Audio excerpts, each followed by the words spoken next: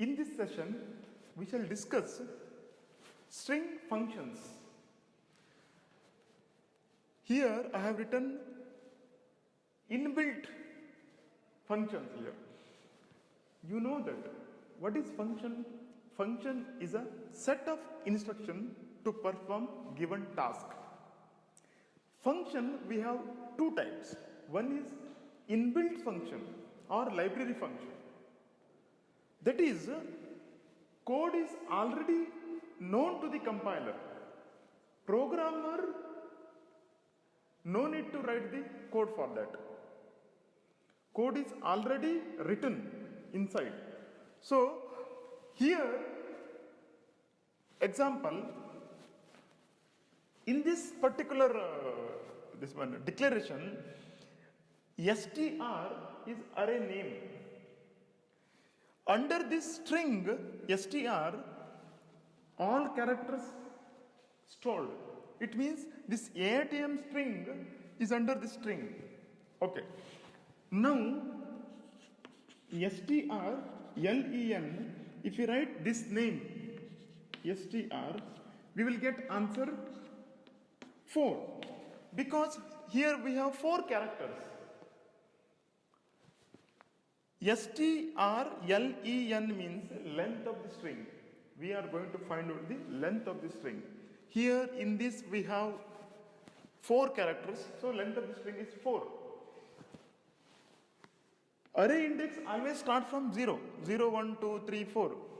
Usually string ends with null character. The last character always null character. That you should not count.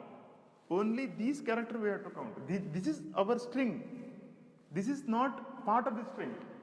It indicates end of the string. Okay. This is, in this way we can find out, but it is inbuilt function.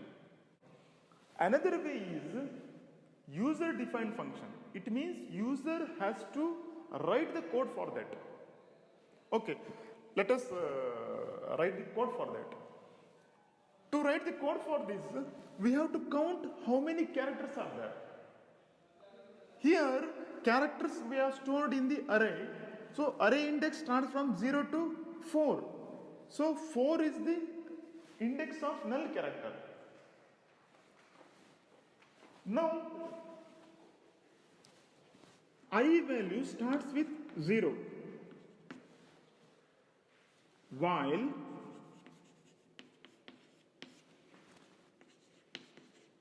string, whatever name is there, this name we have to write here. String of I is not equal to null. It means we have to count all the characters till we encounter null character. Usually one trick is, here we have 4 characters. Index of null character is 4. Generally we can conclude that index of the null character will be the length of the string. Okay. Initially I value 0. String of 0 means what is str of 0 is a. Here this is a. A is not equal to null. Yes, a is not equal to null. It is true.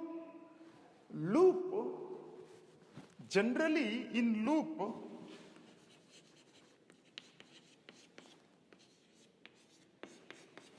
if it is true, it executes this. See, what is loop? Set of instructions executes repeatedly until condition fails. When condition fails, it comes out of the loop. Till it is true, it runs repeatedly. It executes repeatedly. Okay. Here, now it is true, it executes its body. So, I plus plus. I value is 0, now it becomes 1. So, string str of 1. What is str of 1? I. Now, is it true? False. Again, like that, it counts all. When I value becomes 4, it becomes null. Null is not equal to null, it is showing. Actually, null is equal to null. But we are telling not equal to null. Condition fails. When condition fails, it comes out of the loop. Control comes out of the loop and it prints I value. So I value is 4. When I value is 4, condition fails. So it prints I value. Here you need to understand few points. 2 is equal to 2. Yes, 2 is equal to true. It is true. 2 is equal to 2. Exactly true. So you will get 2.